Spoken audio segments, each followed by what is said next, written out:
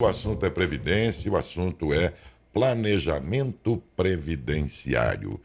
É bom pensar nisso, principalmente depois da última revisão aí que nós tivemos aí, né? Da Previdência aqui no nosso país. Então, por isso mesmo, a gente traz ao programa a doutora Márcia Magaton Prado, advogada especialista em direito previdenciário. Bom dia, doutora. Bom dia, Daércio. Bom dia, Adalberto. Bom dia aos ouvintes. Vamos falar sobre planejamento, sim, né? Com o Adalberto aqui já em seguida. Mas eu percebo que há uma grande demanda de pessoas esperando a tal revisão da vida toda, que está lá emperrada, vai, não vai. E então, antes de entrarmos aqui no assunto que atrás aqui, vamos primeiro saber em que pé está neste momento e onde está essa tal revisão. Então, atualmente, saiu agora, ela vai voltar na pauta dia 24 agora de novembro. Novembro? Do dia 24 ao dia 1º. Eles vão... Porque o ministro Zanin havia pedido vistas. Então, Sim. quando ele pede vistas, fica suspenso. Aí ele tinha 90 dias de prazo. E aí agora eles colocaram em pauta a votação dia 24 de novembro. Vamos ver se... no dia 24 nós já temos 2 votos, né, que é do ministro Alexandre e da Rosa Weber, e agora faltam os outros 9. Vamos ver se o ministro Zanin já definiu o voto dele e se ninguém mais pedir vistas... Aí todos farão seus votos, darão seus votos. É uma tendência de que aconteça isso? Até pela proximidade do fim do ano? Eu creio que sim, porque isso aí já... Primeiro que já foi julgado procedente. Eles vão agora definir os embargos do INSS, que é o quê?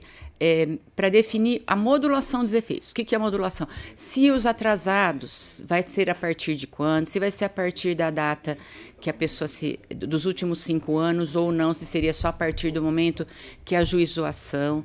Então tem essa celeuma aí. É isso que eles vão resolver. Mas a tese já foi julgada procedente. Quer dizer, o INSS, que é quem tem que pagar, pediu embargos, mas dizem que no judiciário os tais embargos servem só para ganhar tempo e tudo mais. É isso que o INSS queria? Em tese, sim. Sim, ele queria ganhar tempo. Por quê? Porque ele está desesperado. Uma enrolada, um embromation aí, né? Porque vai dar trabalho isso aí para ele. Vai dar trabalho. É duro que o aposentado aí não tem esse tempo para gastar, né? Exatamente, não tem esse tempo. E normalmente são pessoas que já estão numa idade, às vezes, avançada. Então ele precisa usufruir do direito dele. Sim. E o INSS está preocupado pela operacionalidade que vai ter isso aí. Agora, esse negócio de pedir vistas aí, como fez o ministro Zanin, da parte dele, foi uma decisão só dele? Ou às vezes todo o colegiado quer mesmo um tempo e alguém tem que pedir e coube a ele? Olha, ele chegou, né, porque foi quando ele assumiu, aí já foi em pauta isso aí, ele já pediu vistas. Então, assim, ele mal chegou, ele já pediu vistas. Eu creio que seja uma decisão dele.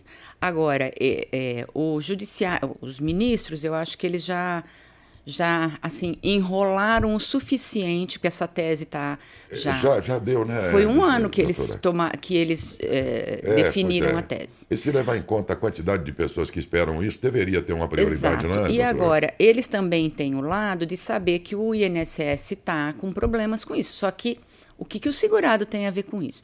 Então tem que se ponderar. Eles já esperaram um ano. Já dava tempo do INSS ter aí se elaborado aí para fazer essa tese. O povão, inclusive, fala e até percebe que o judiciário às vezes é moroso, e o judiciário é moroso porque está lotado de processos. É verdade mesmo que boa parte deles são processos, por exemplo, que tem a ver com previdência social, ou seja, coisas do próprio governo, ou que emperram o judiciário com boa parte dos processos, é verdade mesmo? É verdade, mesmo? A Previdência é o maior réu do Brasil, né? Ele é o que tem mais processo. Sim, o INSS é. Se pedir lá naquele site de consultas lá, sim, como chama ele lá? É o maior réu.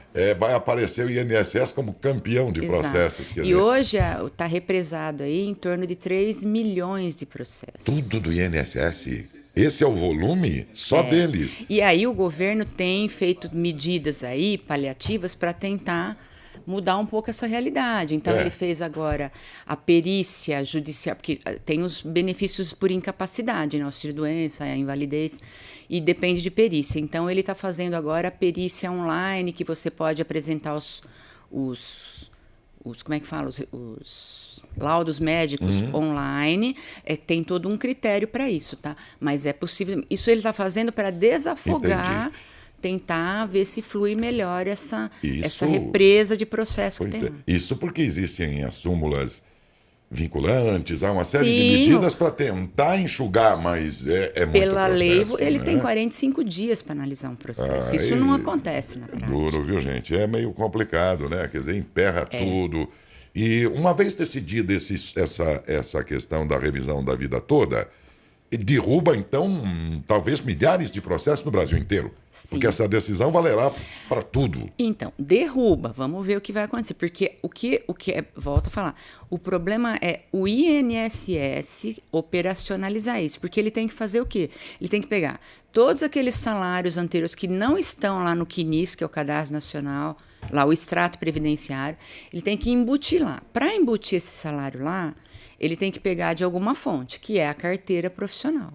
Isso está tudo manual.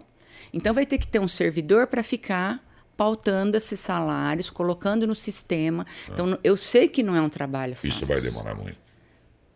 Já é demorado no processo normal. Agora, é um problema que eu falo. O INSS ele tem que fazer uma força-tarefa. Sim. Porque isso foi decidido, e decidido pelo Supremo. Não tem mais onde voltar. Agora, o que o Supremo vai definir dia 24 é se esses efeitos financeiros...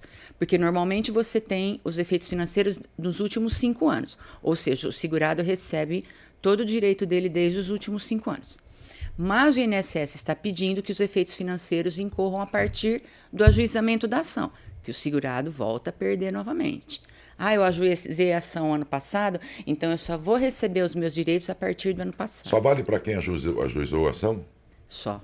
Só. Se você não ajuizar a ação, você não recebe. Não tem o direito à revisão aí, no caso? Não. Ok. 24, né, desse mês? 24 de novembro até o dia 1º. Então, dia 2 de dezembro, Já nós já teremos temos... uma decisão, esperamos. Exatamente. Ok. Vamos agora a planejamento previdenciário, Adalberto. É isso, Ira. Se você que está acompanhando a gente, com certeza, com tantas mudanças que já ocorreu na Previdência, você fica aquela dúvida, será que eu vou conseguir aposentar? Essa é a dúvida de muitos brasileiros, muitos matonenses, e é por isso que a gente convidou a doutora Márcia para esclarecer essas dúvidas. Afinal, doutora, o que é planejamento previdenciário, para que os nossos ouvintes possam entender melhor?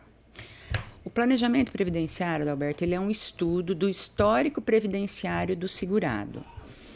Ele avalia através do CNIS, todas as contribuições, salários, e ali ele permite, através desse estudo, ele permite elaborar, dar uma previsão de quando você vai se aposentar, qual a previsão da sua aposentadoria e o que você tem que fazer para ter o maior valor possível do benefício. Esse é a função do estudo. Então, o segurado, após esse estudo, ele recebe um parecer jurídico em forma de relatório, onde ali tem cenário, projeção, simulação de tudo que vai acontecer até o dia da aposentadoria dele. Isso daí permite que ele ajude, né, na decisão dele no futuro. Porque é isso que você falou, o segurado ele fica assim, quanto eu tenho que contribuir? Vou contribuir? Não vou? Como é que vai ser? Eu vou me aposentar? Não vou? Então, esse estudo, ele define tudo, ele clareia todas essas dúvidas, dirime todas essas dúvidas. E o segurado, ele às vezes fala assim, mas falta muito tempo para eu me aposentar agora, com a idade, eu só vou me aposentar pela idade, então falta muito tempo. É um erro, porque quanto mais tempo faltar, mais tempo você vai ter de planejar essas contribuições e diluir ao longo do tempo. Porque se você falta pouco tempo para aposentar e você quer dar uma melhorada nas contribuições, você vai ter que contribuir muito. E às vezes nem vai refletir tanto ao final. Porque a forma de cálculo da Previdência, eu já falei aqui algumas vezes, né? Às vezes as pessoas não sabem, ela é uma média de todas as contribuições desde 94 até hoje. Então, essa média, ela reflete no valor da sua renda. Então, se você falta bastante tempo para aposentar, então você tem como planejar isso de uma forma mais elaborada e mais lenta, porque você não pode deixar para fazer tudo de uma vez só. Doutor, o que eu imagino, me corrija se não for dessa maneira, que eu vou planejar a minha aposentadoria. Com tanta mudança que aconteceu, não sei se agora é favorável ou não, se compensa eu pagar mais 4, 5 anos para poder ter um bom salário, para fazer essa contagem. Para quem vinha tendo um bom salário, de repente perdeu o emprego e caiu também a arrecadação, caiu a contribuição, tá? Fica pensando, poxa, então eu vou perder o que eu ganhava no passado, bom salário, lá na frente eu vou ter um valor a receber menor, é mais ou menos assim ou não tem nada a ver? Tem tudo a ver. É como eu disse, a contribuição, a renda é feita pela média. Então, se essa pessoa contribuiu durante um certo tempo pelo teto, vamos dizer assim, ou com altas contribuições, e agora ele ficou desempregado. Então, a gente precisa colocar lá no estudo quanto tempo ele tem, quanto tempo ele já contribuiu e quanto falta para ele se aposentar. Então, a soma desse que falta com o que ele já contribuiu, nós vamos ter uma média. Então, aí a pergunta é para ele assim, quanto você poderia contribuir daqui para frente? Ah, mas eu estou desempregado. Tá, mas o mínimo. Então, você contribui aí, vamos falar 1 ano pelo mínimo e depois você volta a contribuir por um valor mais razoável. E lá nesse estudo aparece, a gente faz a simulação. Se ele contribuir por um salário, ele vai receber tanto daqui para frente, tá? Porque o que passou já é fixo. Se ele quiser contribuir em cima de 3 salários, quanto é que ele vai receber lá na frente? E em cima de 5 salários.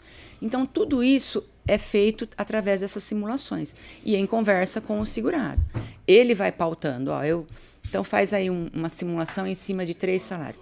Aí, o que ele vai fazer? Se ele está desempregado, ele vai procurar, né, claro, voltar ao trabalho e ele vai saber que ele, né, para ele ter aquela renda que ele planeja, que ele gostaria de ter, ele tem que manter aquela média. E quando eu falo em média, muitas vezes a pessoa falta aí, sei lá, 10 anos para ele se aposentar. E ele fez uma previsão de uma contribuição. Tem épocas em que você não pode contribuir. Isso se for contribuinte individual. Depois eu vou falar um pouco dessa diferenciação. Então, tem épocas que a pessoa não pode contribuir com altos valores, com o valor que ele tinha planejado. Aí ele contribui menos. Só que depois, lá na frente, ele tem que compensar isso para que a média se mantenha, tá? Agora, tem o segurado empregado, que é aquele que trabalha com carteira assinada, empregado. Este empregado, quem contribui a previdência para ele é o empregador. Essa função é do empregador. Então, ele não tem nada. Então, se o empregador pagar ou não pagar, o direito dele está garantido. Só que, às vezes, ele fala assim, olha, eu ganho pouco, eu gostaria de ter uma renda melhor lá na frente. Ele pode, sim, complementar essa renda dele como contribuinte individual. O que é contribuinte individual? É o que a gente chama de autônomo. Então, muitas vezes, ele tem um trabalho, que nem você aqui, você trabalha aqui como jornalista. E aí você fala, eu quero complementar. Você pode contribuir como contribuinte individual, que é uma categoria obrigatória, não é facultativa. Só que aí você tem que exercer uma função.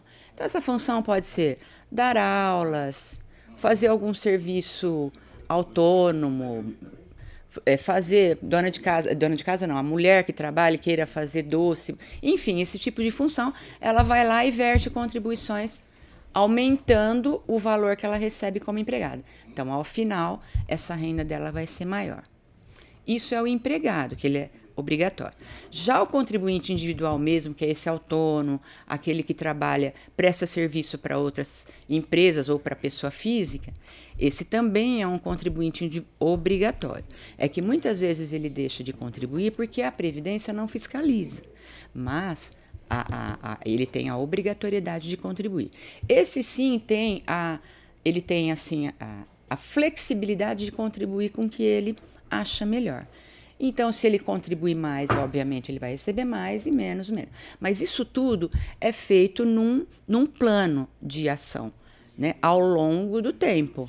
Não é que você vai, agora eu vou contribuir em cima de 2 salários e vou ganhar 2 salários. Não, você tem que ver o que você já contribuiu e o que você precisa contribuir para que você tenha lá na frente uma renda na sua perspectiva, de 1, de 2, de 3 até R$ 7.500, que é o teto da Previdência. Nesse caso, doutora, a senhora levantou uma dúvida. Já ouvi que já passou questões por aqui no nosso jornal da pessoa que tinha 2 trabalhos, recolhia em 2 trabalhos, entendeu? E chegou na hora de se aposentar, o INSS falou, não, escolhe, ou um ou outro.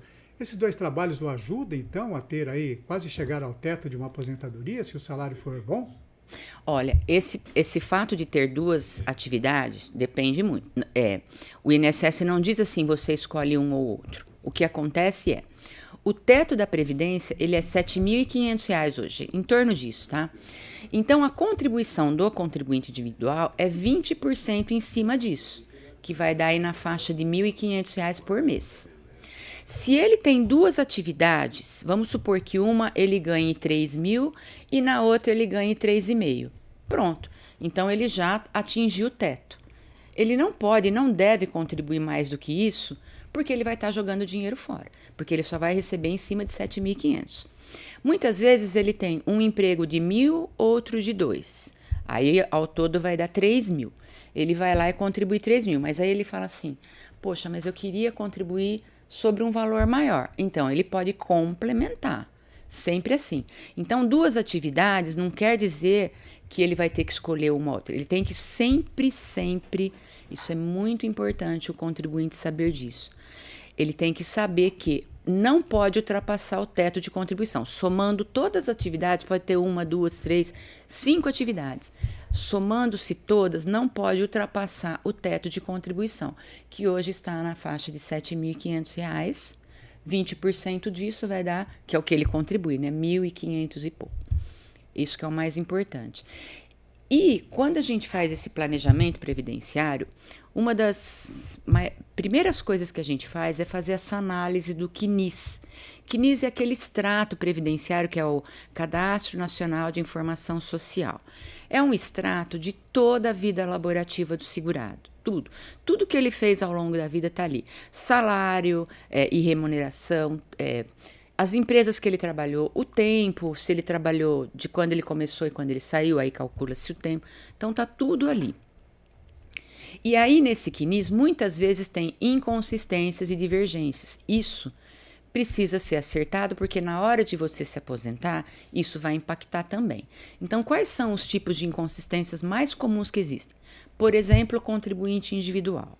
Ele contribui lá com alguma coisa que ele faça, aí ele complementa. Aí ele vai complementar, ele contribui como facultativo. Não pode. O segurado facultativo, ele é aquele que é aquela pessoa que não tem renda nenhuma, tipo a dona de casa ou estudante. Esses sim podem contribuir na categoria facultativa, porque o INSS sabe que ele não tem renda. Então, ele é uma faculdade dele contribuir lá com o que ele quer.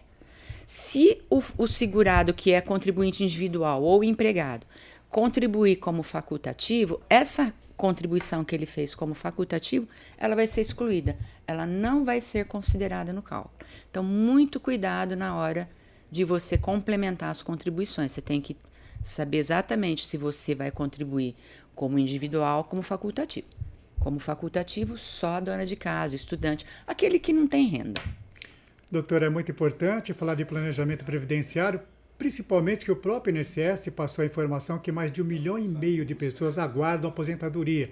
Na questão, doutora, é bom se preparar até com os documentos. Muitas vezes o INSS acaba falando também que as pessoas não conseguem se aposentar por falta de documentação. Na hora de entrar com os documentos fica faltando alguma coisa, fica-se lá alguns meses, o INSS volta pedindo documentos. É importante, então, sentar com um advogado, com um especialista e ter essa noção de mandar todos os documentos corretos para não acontecer o que está acontecendo ultimamente. Exatamente, Adalberto, é o que mais acontece também. Nessa hora do planejamento, como eu disse, a gente faz a análise do CNIS, então esse CNIS que está com divergência, a gente já faz os acertos antes de aposentar. Nem que falte 30 anos, 20 anos para ele se aposentar. Já fazemos o acerto e já o orientamos de como fazer daqui para frente, para ele não incorrer nesses erros. E a documentação? Tem segurado que já trabalhou, por exemplo, como segurado especial. É aquele que trabalhou com atividades insalubres, né? Exposto a agentes químicos, físicos, biológicos. O agente físico é ruído. Então, normalmente esse pessoal que trabalha aí na Marquesan, Baldan, Brasilux, que a Brasilux tem exposição a agentes químicos, né? Tintas. Baldan e Marquesan é mais ruído. Então, essas pessoas, elas têm lá no seu histórico laborativo esse período que a gente chama de período especial. Esse período também impacta no tempo, porque esse período especial ele conta 40% a mais. Então, se o segurado trabalhou 10 anos aí, vamos supor, entre Baldan e Marquesan e Brasilux, exposto a agente salubre, ele ganha 4 anos de contribuição. Cada 10 anos ele ganha 4, que é 40%. E nessa hora, para que o INSS conceda esses 40%, ele tem que ter um documento chamado PPP, que é o Perfil Profissiográfico Previdenciário. Esse PPP é o empregador que fornece ao segurado. Normalmente, eu vou dizer para você assim, 99% das vezes, esse PPP ele tem incorreções. Então, na hora que o segurado vai lá fazer o planejamento, ele já mostra esses PPPs. Olha, doutor, eu tenho esses PPPs aqui. Então, o advogado já dá uma analisada nesse PPP e ele já avalia se ele tem inconsistência ou não. Aí já conversa com a empresa, se dá para mudar, se não dá. Ou seja, todo esse planejamento permite que na hora que ele for lá dar a entrada na aposentadoria dele, ele já esteja com toda a documentação em ordem, o CNIS em ordem, e aí, se tudo isso está em ordem, a aposentadoria dele vai demorar aí 15 dias para ser concedida. O menor tempo possível de concessão. Há casos de demorar mais que isso, doutora? Mesmo com a documentação correta, há casos de demorar mais que isso? E se demorar, qual será o benefício depois quando vir a aposentadoria? Bom, sempre ele vai receber a partir do momento que ele protocola. Se ele protocolar hoje é dia 9 de outubro, e isso demorar um ano, 10. Hoje é dia 10 de outubro, e demorar um ano, ele vai receber essa aposentadoria só no dia 10 de outubro de 2024, ele vai receber esse um ano de atrasados. Todos eles ele vai receber. Isso ele pode ficar tranquilo. Mas ninguém deseja entrar com um pedido de aposentadoria e ficar demorando aí um ano, mais que isso. Então, é fundamental que ele entre com tudo mastigadinho, porque o servidor lá do INSS, é ele que faz essa análise. Então, assim, quanto mais você deixar claro para ele, evidenciado, até colocar os artigos de lei, facilita. Então, ele vai ler aquele seu pedido, ele já vai vendo que está tudo em ordem e ele concede. Hoje em dia, as aposentadorias, por exemplo, por idade, elas não estão mais demorando, é coisa de no máximo 15 dias. Aposentadoria que está tudo em ordem, por exemplo, aquela pessoa que trabalhou sempre empregada, o CNIS dela está tudo certinho, não tem nenhuma divergência, também coisa aí de 15 dias a um mês. O que emperra mesmo são essas aposentadorias que têm os PPPs, quando eles estão incorretos, quando tem pendências no CNIS, que tem lá períodos que precisam ser... Porque aí o servidor tem que parar, pedir exigência, às vezes ele faz uma carta de exigência e pede, olha, eu preciso desse documento. E o servidor, ele recebe por meta. Quanto mais benefícios ele libera, ele recebe por isso.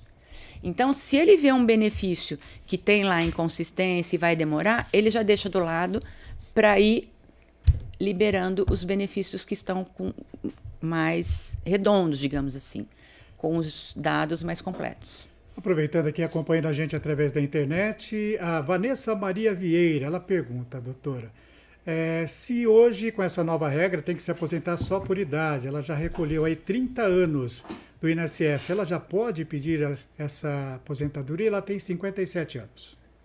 Não, infelizmente não, porque hoje, depois da reforma, a mulher ela só se aposenta aos 62 anos. Então, ela precisa esperar a idade, sim. Mas ela já tem 30 anos, então seria conveniente ela já ver, se ela quiser saber, né, qual vai ser a renda dela, porque certamente vai ser uma renda considerável, porque eles vão pegar só 15 anos desse período e vão fazer o que a gente chama de descarte, os descartes daquilo que for da renda mais baixa. Então, ao longo desses 30 anos, o que vai acontecer com ela, se ela for se aposentar por idade? Vão pegar só os maiores valores de contribuição que ela teve. Agora, se ela tem 30 anos, ela precisa avaliar também se ela não tem o direito na aposentadoria por tempo. Porque a mulher se aposenta, em tese, com 30 anos. Aí tem lá as regras do pedágio, que exigem um pouquinho mais. Se ela ainda está na atividade, se ela ainda contribui, é importante ela verificar se ela já não tem o direito à aposentadoria por tempo. Porque com esse tempo de contribuição aí, se ao longo da vida dela ela não teve atividades insalubres, né? Se ela não esteve sujeita aos agentes insalubres, pode ser químico, físico e biológico, porque isso aí vai fazer aumentar o tempo dela, e com isso pode ser que ela atinja lá os 30 e poucos anos que ela precisa. Então convém ela verificar isso. Outra pergunta, a Joana, que mora no BNH, ela pergunta à doutora se a doméstica, ela ouviu falar que a doméstica, a dona de casa, também se aposenta, se sim ou não e como fazer. Sim, a dona de casa, né, que é aquela que eu falei que não tem renda nenhuma, porque existe a doméstica, que é a empregada doméstica, mas aí eu creio que ela esteja perguntando da dona de casa, que é aquela que não tem renda. Ela pode sim se aposentar, ela tem que contribuir na categoria facultativa com um valor, por exemplo, se ela quer se aposentar com um salário mínimo, então ela vai lá e contribui com 20% desse salário mínimo, que hoje dá em torno de 200 e poucos reais. Mas se ela quiser se aposentar com um valor maior, ela pode sim contribuir em cima de 2 salários mínimos, 3 salários mínimos, sempre fazendo a conta. Ela vai pagar 20% do valor que ela quer contribuir. E essa dona de casa, ela pode se aposentar por idade, lá com 62 anos e 15 anos de contribuição. Então, se ela já tem 8 contribuídos, 9 ou 10, ela tem que contribuir mais esse tempo que falta para os 15. Isso se for mulher, tá? O homem são 20 anos. Então, ela pode, sim, contribuir como facultativa. O Carlos acompanha a gente na cidade vizinha de Dobrada. Ele pergunta o seguinte, ele tem 20 anos de contribuição, mas está desempregado. Ele vai conseguir se aposentar no futuro? Ele tem 63 anos. Carlos, você vai sim, por idade, tá? Se você já tem, ele falou 20 anos, né?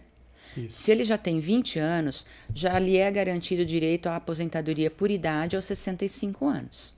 Então, ele tem quantos anos que eu não me lembro? 63. Tá, daqui 2 anos ele consegue se aposentar por idade. Nesse caso, doutor, ele se aposenta com salário mínimo ou vai depender de quanto Vai ele depender arrecadou? da média da contribuição dele. Seria ideal ele já fazer o cálculo para ver, porque esses 20 anos é o que eu falei. A Previdência, quando ele chegar nos... no caso vai ser 20, né, mulher. 20 anos é o que ele precisa, então vai ser a média contributiva desses 20 anos. Como faltam 2 anos, às vezes pode ser que a gente ponha lá na simulação e coloque, se você contribuir mais alguma coisa nesses 2 anos, pode ser que impacte lá pelo seguinte, olha só. Se ele tiver os 20 anos, vai fazer a média desses 20. Vamos supor que esses 2 anos que faltam, ele contribua em cima do salário mínimo. Que ele está desempregado, ele não vai poder contribuir mais. O que vai acontecer? Essa contribuição desses 2 anos ela vai ser baixa. Se esses 20 anos que ele tem foram contribuições mais altas, o que vai acontecer lá? Ele vai ter 22 anos quando ele for se aposentar. A Previdência permite que eu descarte, que eu jogue fora as contribuições menores, desde que eu mantenha os 20 anos. Então, se ele contribuir menos, pode ser que essa contribuição menor serão descartadas e aproveite esses 20 anos se forem contribuições altas. Porque se ele deixar como está, esses 20 anos não vão ser descartados, vai ser a média pura em cima desses 20. Então, é uma jogada que ele pode fazer dentro de um planejamento. Ele pode simular isso que vai ser benéfico para ele lá daqui a 2 anos. Tá certo. Felipe, através do WhatsApp, o 996326200, tem perguntas? Sim, o Edson, doutor, ele relata que ele já se aposentou e continua recolhendo o INSS. Aí ele gostaria de saber se ele pode pedir uma revisão no futuro. Sim, desde que não faça mais de 10 anos que ele tenha se aposentado, tá? Sempre isso. A decadência para pedir revisão são 10 anos. Então, ele conta a partir do momento que ele recebeu o primeiro benefício. É a partir dali que ele vai contar os 10 anos. Então, tem que haver. Por exemplo, tem essa revisão da vida toda aí, que ela vai ser decidida, mas ela já está... Vai ser decidido os embargos, mas ela já foi julgada procedente. Então, ele pode, sim, ver. Então, ele tem só que ver isso. Se não faltar mais de 10... Se não faz mais de 10 anos que ele se aposentou, é possível, sim. Tem que dar uma analisada na carta de concessão dele, dar uma olhada se é possível essa da revisão da vida toda e algumas outras mais que a gente tem também. De atividades concomitantes também, tá? Porque antes, a pessoa que trabalhava em 2 empregos, o INSS fazia uma forma de cálculo pegando um vínculo só. Hoje, ele tem que somar os dois, que dá um aumentozinho na renda. Então, ele deve procurar sim se ele tem menos de 10 anos. Perfeito. A Eliana, ela gostaria de saber, doutora, o marido dela aposentou por invalidez antes da reforma que teve em 2019. Ele tinha se aposentado com 100%. Aí tiraram e agora está com 60%. E ela gostaria de saber se isso é certo. Ele se aposentou por invalidez por conta do mal de Parkinson. Ele, pelo que eu entendi, ele se aposentou antes da reforma. Isso, e antes da agora reforma. cortaram o benefício E aí dele. cortaram agora para 60%. Não pode, tá? Ela tem que procurar um advogado, sim, porque tem que ver o que aconteceu, tá? Inclusive, isso também é um problema hoje. A pessoa que tem o direito adquirido, muitas vezes ele se aposentou ou ele estava doente antes da reforma, isso é direito adquirido. E ele vem pedir essa concessão hoje, ele não pode ter esse redutor aí que ela está falando, tá? Me parece, pelo que eu estou vendo, sem ver o caso, isso está irregular. Se ele recebeu 100% antes da reforma, não pode ser reduzido para 60%. Então, precisa ver exatamente o que foi que aconteceu no caso dele. Seria conveniente ela procurar, sim, um advogado. Temos várias perguntas aqui. Então, aqui eu acho que se for pegar pontualmente, caso a caso. Eles podem, se você quiser, mandar por escrito ou falar aqui. Ok, e eu ideia. respondo para eles, viu? Porque se eles estou quiserem. notando que de um caso vem um outro caso Vai pontual, outro, outro vai caso, outro. e a demanda é tão grande que ficaríamos um programa inteiro. O que seria muito bom um dia dedicar sabendo que há Uma sempre jornada dúvida, de dúvidas, um programa né? A inteiro. gente faz. E olha lá se resolveria. Mas você viu que são dúvidas pontuais que são... Tem uma dúvida aqui que eu acho que seria interesse de algumas pessoas também, Dércio. Uma questão que meu ouvinte levantou, ela falou assim, por que se o teto máximo é de 7 mil, por que os políticos, os deputados recebem mais quando se aposentam? Ótima pergunta. Porque existem regimes de aposentadoria. Nós estamos aqui falando do regime geral, tá? Que é o do INSS, que tem esse limite. Mas existe o que a gente chama de regime próprio. Isso são os funcionários públicos, que eles são regidos por outras leis. Não são da CLT. Não são dessa. Eles têm os funcionários municipais, estaduais e os federais. Esses aí... os federais, por exemplo, um auditor da Receita Federal, ele recebe, sei lá, acho que 30 mil reais por mês. Então, a aposentadoria dele é diferente, porque ele também contribui, a fonte dele é maior, tá? Só para ela saber. E os deputados que aposentam com 8 anos de serviço? O regime, é o que está lá na legislação deles, interna. E está na legislação também, como o governador Fleury, que na época que era governador, para apressar a aposentadoria, usou como argumento tempo de faculdade e foi admitido. Também não está, né? Sabe, gente, tem umas coisas que é difícil. Exato. Tem umas coisas que a gente não... Como é o nome dessa moça aí que perguntou? Ela não se identificou Tá. aqui, Dércio. Então, moça, deixa eu dizer uma coisa pra você. É que nós é de um outro regime. Nós somos no regime de fome. Tá bem aí. Não é Entendeu? fácil, não. Essa é a diferença. Nós estamos num regime de miséria. Mas, Dércio, importante também que você tocou nesse assunto. Existem os profissionais liberais aí, os empresários, que também contribuem pelo regime geral, tá? E é óbvio que um empresário, por exemplo, ele não vai viver com um salário de 7 mil reais, 7.500. Então, Depende nesse do empresário, caso... doutor. Conheço uns aí que toparia milão por mês. É mesmo? Bom, Vintão ele já mas tem topa. empresa. Eu estou falando daqueles, né? É claro, desculpa dessa interrompê-la. dessa pequena fatia aí do percentual mínimo aí. Nesse caso, essas pessoas aí que têm essa renda e têm opção de investimento, o que ele faz? Ele investe uma parte no regime geral e ele pode investir a outra parte, né, que ele tem como, numa previdência privada, que é aquelas que tem nos bancos e tal. Então, quando ele faz esse planejamento do regime geral, ele já vê ali, para mim tá bom aqui no geral eu receber 4 mil reais por mês, eu vou investir tanto aqui, futuro, mas eu vou pegar a minha renda e vou investir. Fazer uma previdência privada. Isso, então tem isso também, Quem tá? puder, hein? Porque essas pessoas falam, mas eu também não vou ligar para a Previdência porque eu não vou viver com esse salário. Depende, tá? Você pode investir nisso a depender do seu interesse e passar para outras. E quem está na ativa leva em conta que a tendência, segundo a ciência, é que a longevidade vai aumentar ainda mais. Você vai viver mais ainda. Sim. Então, Já tem uns malucos falando aí que, e que a os morte jovens... vai ser opcional. Olha o que o cara chegou a supor. Senhora da Paz. Louco, né? Mas enfim. Olha, só mais um detalhe. A pessoa pergunta: falta muito tempo para me aposentar. Erro. A aposentadoria, ela não é fruto do acaso, como todo mundo, depois eu vejo. Não, muito pelo contrário, ela é fruto do seu histórico contributivo. Então, quanto mais tempo faltar, melhor você se programar, porque você vai ter uma ideia do que vai acontecer lá na frente. Podendo, vai por um caminho, vai pelo outro da Previdência Privada, vai fazendo um reforço, podendo. Ô, Décio, me permita, só uma última pergunta interessante. Essa pergunta é para todos, porque nós temos muitas MEIs aqui no município, mas quem fala com a gente é o Zé Vieira, da cidade de Guariba. Ele pergunta, doutora, se quem está registrado no MEI vai ter direito à aposentadoria. O MEI é um contribuinte diferenciado, tá? Ele é MEI, ele vai pagar 5% do salário mínimo. Ele é diferenciado por isso. Então, ele vai receber um salário mínimo só. Se ele, como MEI, quiser ter uma renda melhor, ele pode sim, mas ele vai ter que complementar essa contribuição.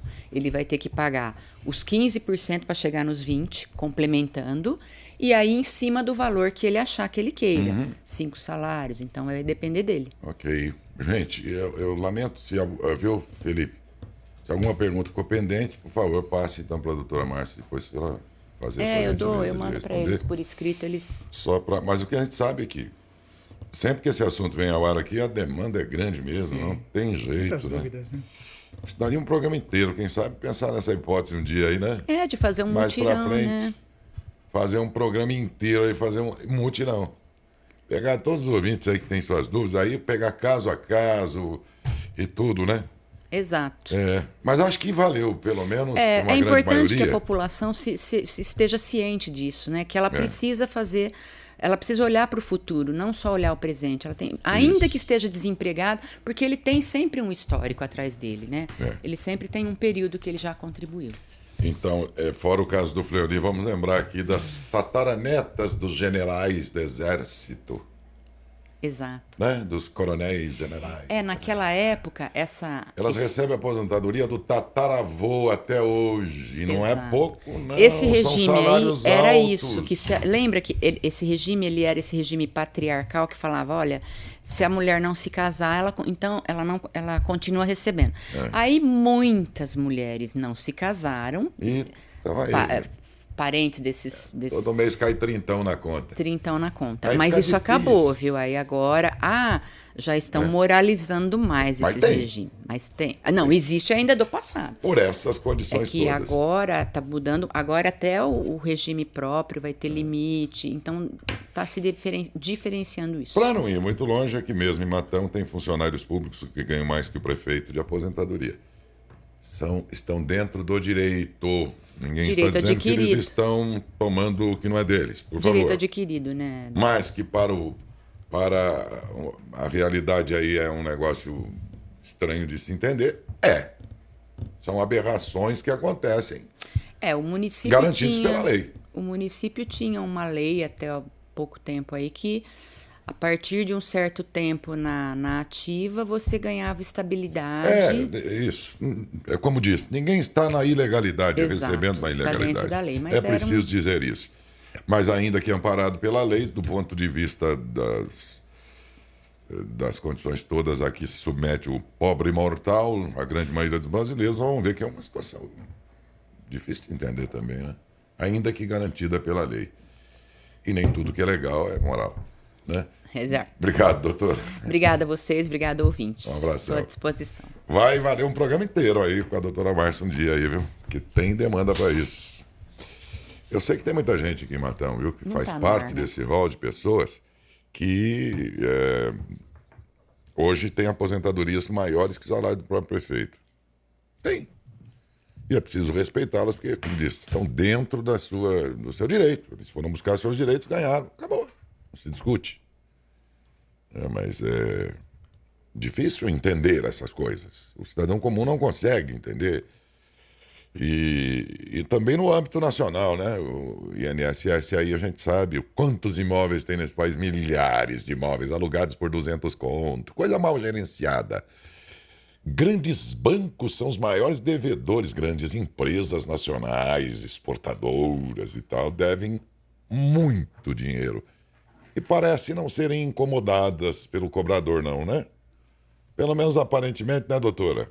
Olha, Darcy, existe na Constituição, já que você falou nisso, um imposto denominado IGF, Imposto sobre Grandes Fortunas. Está lá na Constituição para que seja implementado. Alguém alguma vez já... Alguém paga. Não. Alguém alguma vez já se interessou em fazer essa lei? Regimentar uma lei para que se pague sobre grandes fortunas? Porque eles têm grandes fortunas, então eles não vão criar uma lei para prejudicá-los. Não existe coisas aí que podem ser. A questão que eu estou dizendo aqui não é quanto esses aposentados, por exemplo, então recebem, não é isso. Sejam felizes, recebam isso, mas a questão é o outro, que trabalha lá no sol quente e tal, e ganha uma miserê, né? Outro dia uma senhora dizia que vai ser esses presos aí, tem a marmita todo dia, a gente nem sabe, tem que trabalhar que nem louco para garantir, tem que deixar eles passar fome, gente. Eles foram condenados pelo crime cometido e a partir da detenção deles o Estado se tornou responsável e o Estado tem a obrigação de dar comida. E o problema não está em dar uma marmita para o preso. O problema está em igualizar um pouco mais esse país de modo a permitir que o trabalhador de bem tenha uma vida mínima digna. É o inverso, parece que a gente quer pagar com o ódio do outro e não quer corrigir aquilo que tem que ser corrigido, né? O que muitas vezes eles falam é do auxílio reclusão, né? Que não é bem assim, todo preso recebe, não é bem mas assim. O caso dessa senhora era a marmita mesmo, a comida que dá para o preso. Aí são os direitos humanos. Não tem como não dar. Não. E a questão não está em dar, o Estado dar comida, mas o Estado proporcionar a todo cidadão de bem a condição de uma vida mínima digna. Que é isso que falta para milhões ainda. Falta. Essa é o X da questão, né, doutor? Falta. Bom, ficaríamos aqui um tempão atendendo os ouvintes, falando e tudo mais.